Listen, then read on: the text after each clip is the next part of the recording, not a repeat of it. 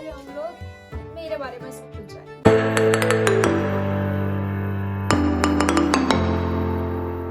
So I was thinking कि ready होते होते एक स्टोरी टाइम कर लेते हैं। So let's start from the beginning. मैं भी आप लोगों की तरह लोअर मिडिल क्लास फैमिली से बिलोंग करती हूँ। So I completed my schooling in MM high school. अब आप लोग सोचो कि ये कहाँ पे है, तो मैं गुजरात के एक छोटे से सिटी से हूँ, उमरगांव, ये उधर ही है।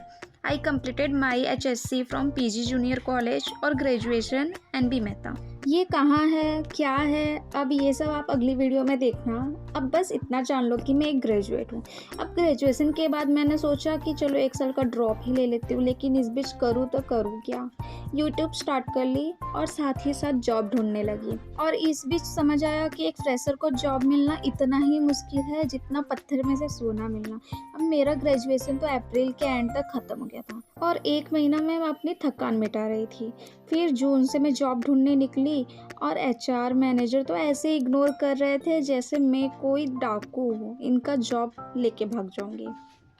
और कहीं कहीं तो ऐसे क्वेश्चंस पूछ ले रहे थे इंटरव्यू में जैसे मेरा ग्रेजुएशन नहीं, मैं MSc करके बैठी हूँ, मैं PhD स्टूडेंट हूँ। सीरियसली भाई, प्लीज़ HRs को बताओ कि हम फ्रेशर होते हैं, हमें कैसे कुछ पता होगा, इतना तो हमें पढ़ाया भी नहीं जाता है। फिर बहुत जगह धक्का खाने के बाद में मैंने अपने ही सिटी में ट्राई किया, तो वहाँ बाय लक ऐसे ही मैंने एक दिन बैठे बैठे फॉर्म भर दिया और मेरे को कॉल आ गया और बाय लक मेरा वहाँ सिलेक्शन हो गया। कॉल आया और अगले दिन इंटरव्यू देने गई और मैं सिलेक्ट हो गई। ज्वाइन करते ही भाई असली मामला सामने आया। 1 दिन गया, 2 दिन गया, 1 महीना गया, चलो ठीक है, सब कुछ नॉर्मली गया।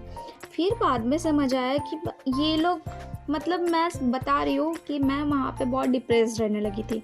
इतना कुछ चल रहा था उसी बीच में, कलीग्स का ये वो, इसको लेके ये पता नहीं क्या क्या चल रहा था, मुझे तो पता भी नहीं था कि ऐसे कॉर्पोरेट लाइफ में होता है। और स्टार्टिंग में तो आप लोग को पता है मुझे वो मैनेजर बहुत अच्छा लगता था। जिस तरीके से मेरा इंटरव्यू हुआ था ना, तो मैं तो बोल रही थी कि बहुत सही इंसान है वो।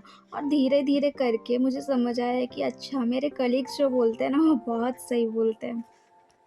लेकिन सही बात है, मैनेजर्स तो होते ही ऐसे हैं।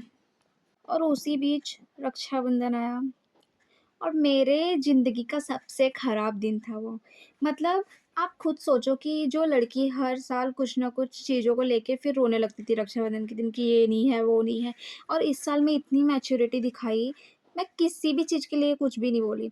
और मैं इतने अच्छे से, मेरा पूरा दिन निकल गया और शाम को हम मंदिर जा रहे थे और लुक व्हाट मेरे साथ में क्या हुआ होगा, मेरा एक्सीडेंट हो गया यार।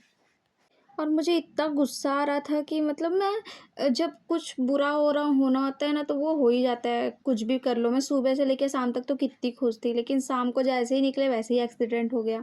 फिर वहाँ पे एक तो मैं न्यू न्यू जॉइनिंग भी थी और कैसे हो रहा था कि मैं कैसे बोलूँ कि मुझे इतने दिन की छुट्टी चाहिए, तो मैंने 1 ही दिन की छुट्टी ली थी वहाँ पे।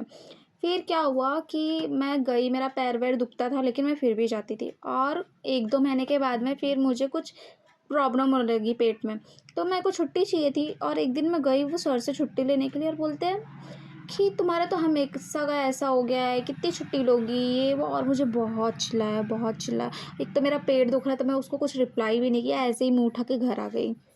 फिर अगले दिन तो मैं सोच ही ली थी कि मैं यहाँ तो नहीं जाने वाली हूँ अब काम करने, चाहे कुछ भी हो जाए।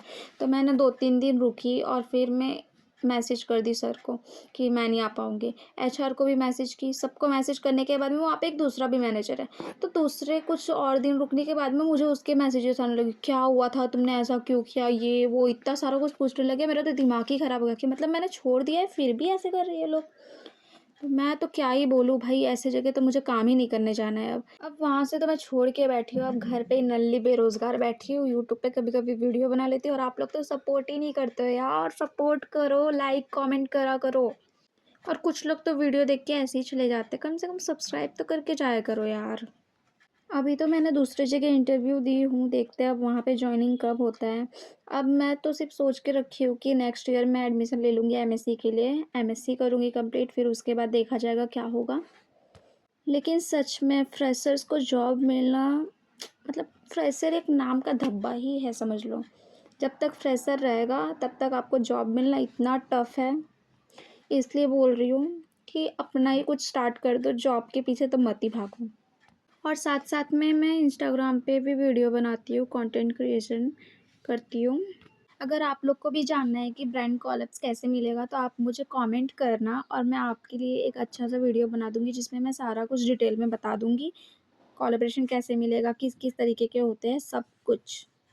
बस आप लोग सपोर्ट करो कि मुझे अब जॉब करने की ज़रूरत ही ना पड़े। सीरियसली अब मुझे समझ आया कि कॉर्पोरेट वाले इतना परेशान क्यों हो गए हैं जॉब कर के। लेकिन एक बात तो समझ गई हूँ मैं, लोग एक गलती कर सकते, 2 गलती कर सकते गलत डिसीज़न लेने में, लेकिन मैं जितने डिसीज़न लेती हूँ सारे के सारे गलत होते हैं, पता नहीं कैसे? बस मेरा यूट्यूब चालू करने वाला डिसीज़न गलत नहीं होना चाहिए, ये सब आप लोगों पे डिपेंड करता है। अब आप लोग मुझे सपोर्ट करते हो, नहीं करते हो, बट प्लीज़ लाइक कमेंट किया करो। आपके लाइक कमेंट करने से मैं मोटिवेट होऊंगी और मैं रोज़ रोज़ वीडियो बनाने की कोशिश किया करूँगी। वैसे मैं हफ्ते में सिर्फ 3 वीडियो डालती हूँ और किस किस टॉपिक पे, तो फैशन, लाइफस्टाइल, ब्यूटी, ये सारे टॉपिक्स पे। And last but not the least, thank you very much. आप जितने भी लोग मुझे सपोर्ट कर रहे हो उन सब को दिल से थैंक यू। आगे भी सपोर्ट करते रहो और मैं अच्छे अच्छे टॉपिक्स पे वीडियो लेके आती रहूँगी।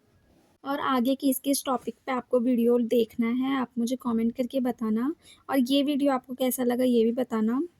चलो फिर मिलते हैं नेक्स्ट वीडियो में, तब तक के लिए लाइक कमेंट शेयर सब्सक्राइब करो इस वीडियो को और नेक्स्ट वीडियो में मिलते हैं, तब तक के लिए बाय बाय।